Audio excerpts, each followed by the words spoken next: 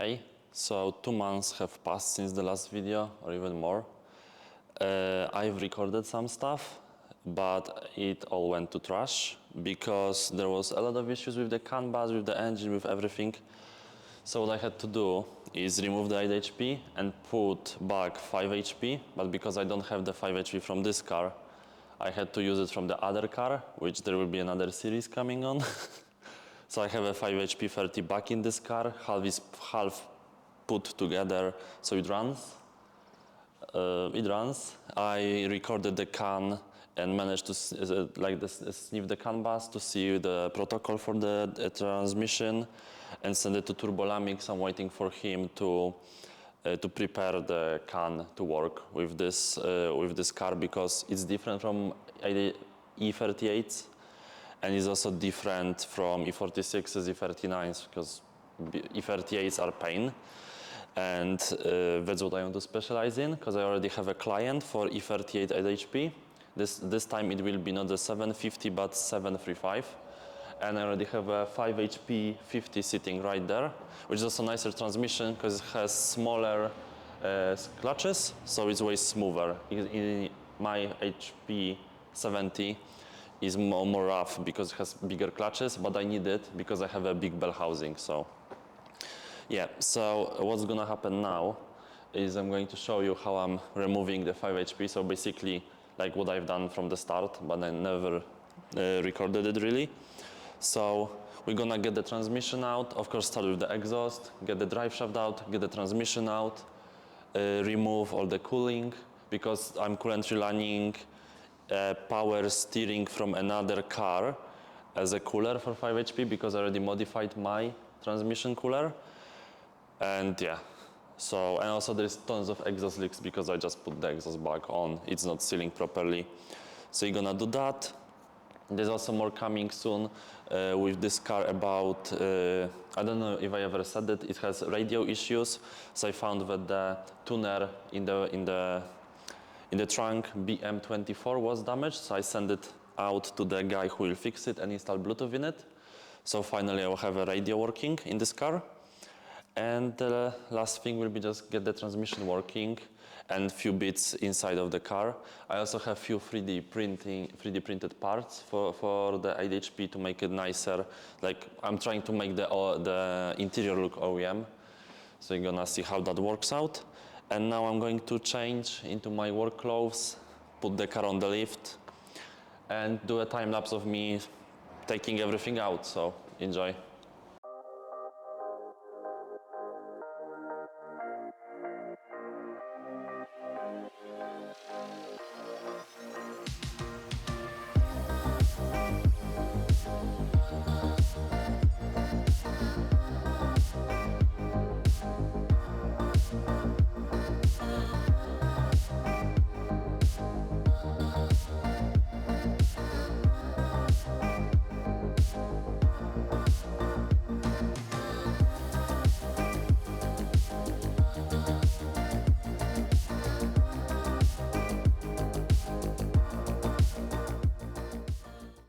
Okay, so the 5 HP stinky gearbox is out.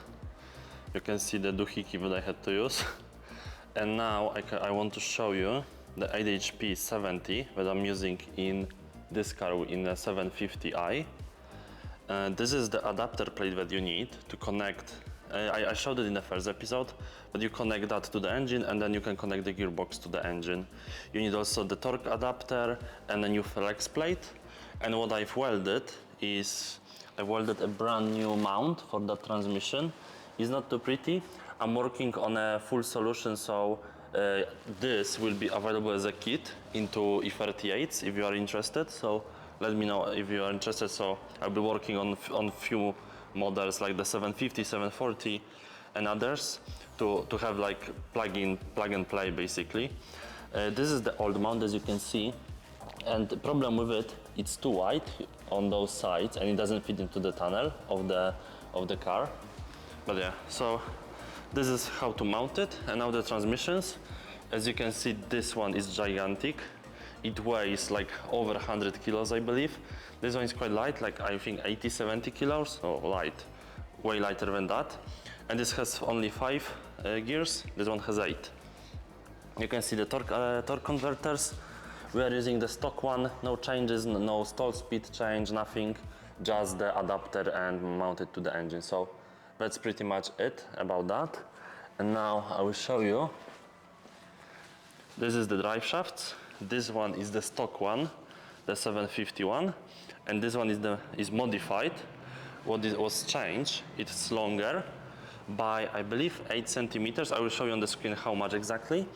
And it has a brand new flange right here, because the output flanges on the gearboxes are different, so you need a different flange on the drive shaft, and you need a different rubber here to tune the vibrations or whatever it does. So yeah, that's pretty much it, really. Now in the tunnel, you can see right here, that's the old cable that changes the gears. We don't use that anymore. We need a proper CAN bus connected shifter for that. So we need to plug those holes, especially this one and this one, because the gearbox is noisy, so you will hear it if you don't cover them, and also all the heat and everything. So we need to work on that, and also we need to change the flex plate. So I need to undo that, put the new flex plate, put the adapter in, bolt everything in, use Loctite, and then fit the transmission. This is the cooling solution. I'm really happy with that, how it turned out. Though one thing that I wouldn't do is weld AN fittings into there. Basically, let me find the old one right here. Well, this is similar style, but this one is for power steering. But basically, you have this block that you connect using O-rings and a screw, both pipes, and I cut it and added AN fittings to that. I wouldn't do that. I would keep those lines as they are, because you can then change it between the gearboxes, and just add the AN lines further down the line. So yeah, so that's pretty much it. I will show you the interior because I need to take it apart and try my new 3D printed shifter mount. And yeah, we're progressing. This took me like an hour, so not too bad. I also of course I forgot to undo the torque converter, and then the torque converter opened and spilled. But yeah, life. Now that I've explained all the mechanical stuff, there is some electronics that we need to talk about. So what you can see here is a huge mess. I didn't make it, well, kinda. So this is the original 5 HP TCU, which in my case it's draining battery. It's not changing gears properly and doing weird shit. So this is out.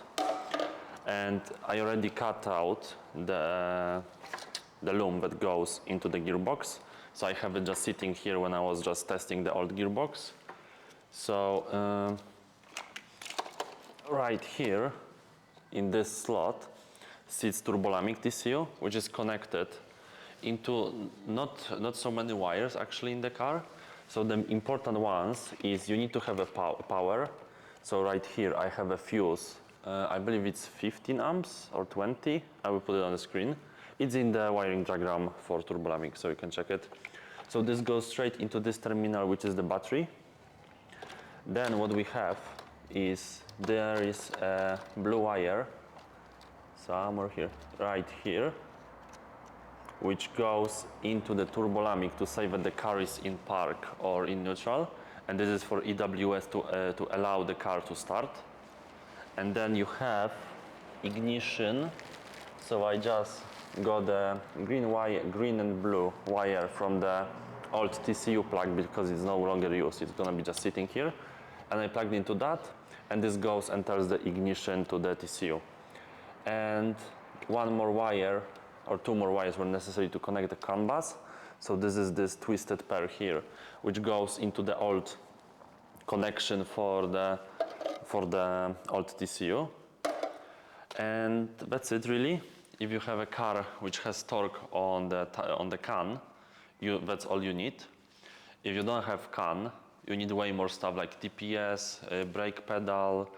And also you need to know how much torque you're generating. So because E38 is really weird, and I know turbolamic is now working with my CAN to see if we have like how to make it work with my car. But I had to add a map sensor, which is the manifold absolute pressure sensor. It's sitting right in here, hidden, just connected with a vacuum hose. I used EcoMaster Map 400, which is really nice, really easy to plug in. It's really small, and it's for vacuum hoses, because not all of them are for vacuum hoses. Some are for the holes in the manifolds, because they are from like boosted cars or something. So this is connected and this goes into the TCU. All the wiring diagrams are available in the manual for Turbolamic. And yeah, I'm not gonna cover that, but that's basically it. Then you have USB cable right here, which you connect to your laptop. You configure it. I will show you that later, and that's pretty much it. So now we can move from this. We can go underneath the car, actually remove these wires, and get rid of, no, actually everything is removed. So now I need to put the adapter, torque converter adapter, put the gearbox, put the mount, put the drive shaft, put the exhaust, cooling, and that's all. So I'm hoping to do that today, but we'll see how it goes. It's already 2 p.m. Okay, I'm under the car currently, and I'm going to fit the adapter. So first, I just want to get it in position where it should be, and now I will grab all the bolts, use some Loctite on them, and torque them all around.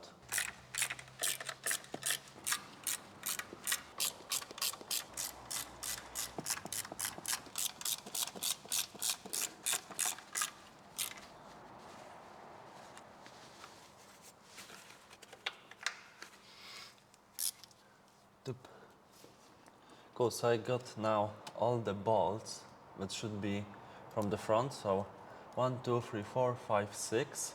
Now there is additional bolts that go from the starter motor on this side and on this side, because normally with the 5 HP the bolts go through and there is nut on the other side, but right here we have just bolts. I need to remove these exhausts here, and then now I can access it from the back easily and tighten it properly.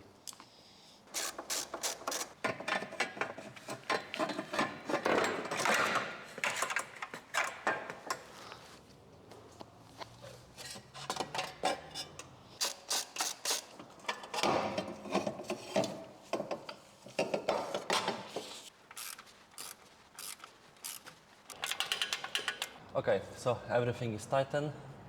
Everything has Loctite on, so it shouldn't come out. Now I'm going to put the flywheel, flex plate, and then the torque converter adapter. But first I want to sort the exhausts to, I'm going to, I think, remove them completely before I install the transmission, because it's gonna be easier, because they're not gonna be colliding with it. Because they're on both sides, so it can collide sometimes.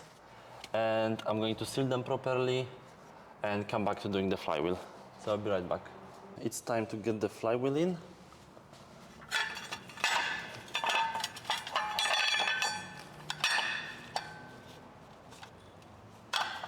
Also make sure that on the flex plate, the bolts that you will be, you have access to the bolts. There's also good information here. This flex plate supports 8 bolts, but you don't need to use them. You can use the classic 4 bolts that this car was using before with the 5 HP. This is for like higher applications, so we don't really push that much power. It's 500 Nm, so 4 bolts is enough. So that's what I'm sticking with.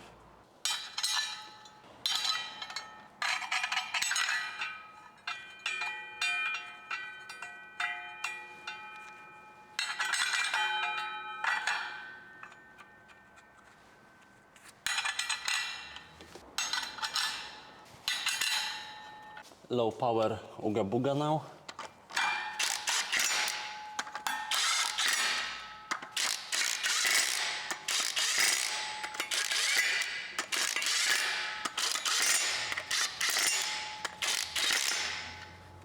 And according to TIS, we should use 105 Newton meters on those bolts. So I'm gonna try to do that.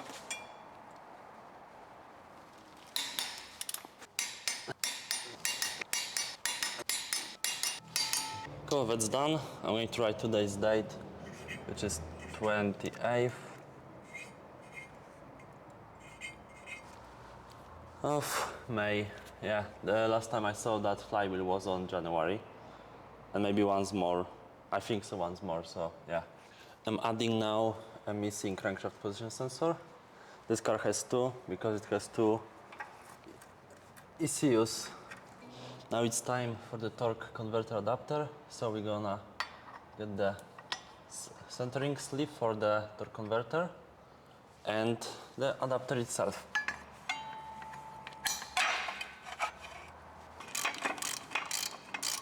And now we need to rotate the engine and get the other ones in.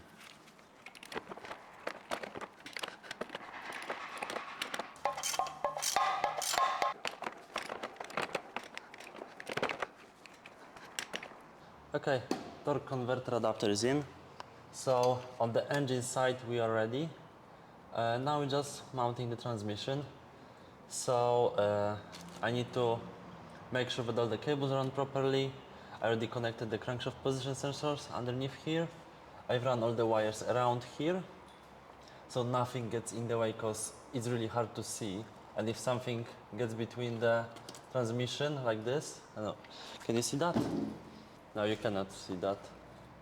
Yeah, if something gets between the transmission and the engine, it's gonna be really hard to notice. And you're gonna notice it when you're tightening the bolts and it's sitting not straight. So I'm just gonna make sure everything is fine. I'm going to do a couple more checks with the trans if I have everything.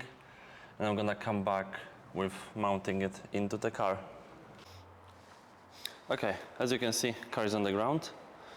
The exhaust is still missing. But what I wanna do now is start the car and actually see that it works. I think I need to make some adjustment in turbolamic because I disabled the CAN bus on turbolamic to sniff the CAN from the 5 HP, which is sitting right there, and it leaked oil because, yes, there is another AHP waiting for a client. That's another V12 for the series, but yeah. Yeah, I digress. What's gonna happen now? I'm going to start it. I'm gonna see if it works, hopefully. And then I will go and put back the exhaust, the heat shield. Somewhere I lost all the covers for the car. I don't know where they are. I actually don't know where they are. Yeah, okay, I don't know. They are somewhere. So yeah, that's what I'm gonna be working on. Oh, yeah, they are here, yeah. So yeah, that's gonna be a bit of work still. It's 6 p.m. I had a big break for dinner, and we're gonna see how it goes. As you can see, car is behind me. It's fully assembled. It's missing the under trays that are sitting right there. And the problem is I logged the CAN messages from the TCU, and the problem is they're sending the wrong ones to me. So I'm missing, no, not missing. The car is thinking that the gearbox is changing the gear constantly, and that the oil is overheated. So that's why I'm thinking it's dying and doing weird stuff. Also, as this car is just a pain in the ass, what happened when I was assembling it, I found that the screw for the water pump pulley was loose, and when I was trying to undo the fan clutch, I've destroyed the pulley. So I stole it from that engine. So this is working, and I'm going to fix that. So working on that car is always a pain. That's why there was such a long pause in the videos, because I was just resolving stupid issues with that car or didn't have energy to work on it. But now it's completed. 5 HP gearbox from the other car is also out, and it can go to the other car because, yeah, whatever, it's shit. And yeah, maybe I will insert a drive in here, because I'm taking the car for a small road trip soon. I'm including now me adding back the radio here because it's quite important in this video. It turned out that because of the broken power supply in the tuner of the radio, the car was basically dying, misfiring, having weird issues with power and everything. And after basically just fixing the power supply, it just started working again.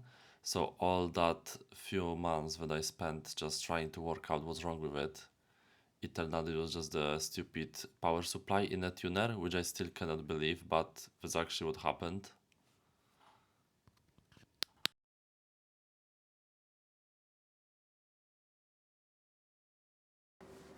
Welcome on board the car.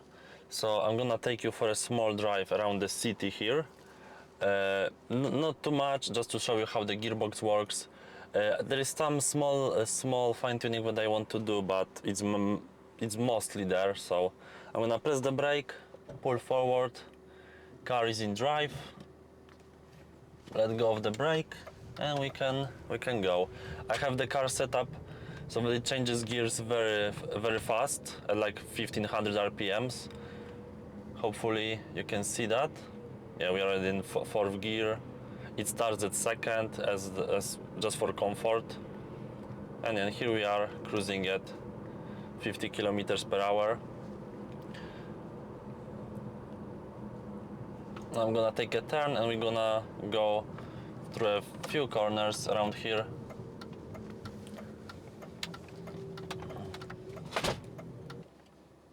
First corner that I've done and the camera has fallen over, so we are gonna start again. And I'm gonna be very cautious in corners. I don't have a proper camera setup for that. I'm just using my my tripod for that, so hopefully that works out and shows you how the car drives.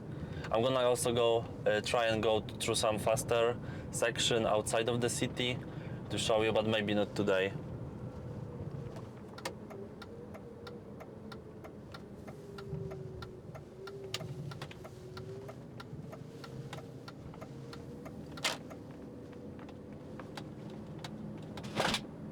I don't have the LCD screen anywhere because I don't need it in that car. I have it hidden in the glove box, so I don't know at what gear I am really. But as you can see, it's pretty smooth, no weird sounds. Everything works very well. Now we're gonna stop and go. I think we're gonna go right and left, just to show you how it goes. So I'm gonna fully stop. Pull away nicely and then go left again here. Cool. And now we want to go a bit faster. I can put it into sports mode. It changes to a lower gear and okay, so I can't do much with the car because the camera keeps tipping over, but yeah, another smooth pull away. As you can see, I'm just slightly pressing the accelerator. And we are up to fifth or sixth gear already. Just cruising nicely. And yeah, that's pretty much it. I will maybe later or in other videos I will show you how the car accelerates and goes through the gears, and as I need the camera to be more stable. But it's really fast, really smooth, and traction control doesn't like it because of how fast it happens, and sometimes it spins the wheels. So like driving very fast, I think you need to disable the old style traction control because it just doesn't keep up with the transmission now, which is fine. But like for everyday driving, for cruising on the motorway, as I'm doing quite a lot with this car, as you can expect from 7 Series, you can be doing 140 kilometers per hour and have like 2200 RPMs and be just cruising. Car is very quiet with that, so it's really the only thing you can hear because of the low RPM is just the wind. So I think that's awesome. So yeah, thanks for watching that episode. Like with that car, as you can see, there was tons of videos that I recorded and just didn't post them or anything because it was just a mess of me going and trying to see what's wrong, coming back. I think I've taken this transmission like out of the car like 10 times to check for some issues, and just like those videos would be a mess. So that's why I just decided to just record this one to finish it off. Not really finish it off because we still need to do a lot of on this car, like mirrors. There were some issues with EDC, but they fixed themselves, so the car is now soft again. Just some trims. There is, I think one of the tank ventilation valves is faulty or something like that, so we'll address that. But other than that, the transmission is now fitted to the car. It drives very well, and I'm very happy with that swap because it's way better than the old 5 HP, especially now when it's working, because the old TCU, I had problem with draining the battery and just sometimes not wanting to change a gear. And when I put the other transmission, which I know is a good one, and connected it to the old TCU of my car, it was again a mess. So I'm really happy to do that, and I recommend it to everyone to just, if you have E38 and you want to enjoy it, just go 8 HP and just enjoy your car again. So if you need any help with the E38s or others, just let me know. I'm happy to help. I'm working on developing some kits to sell for those cars, and yeah.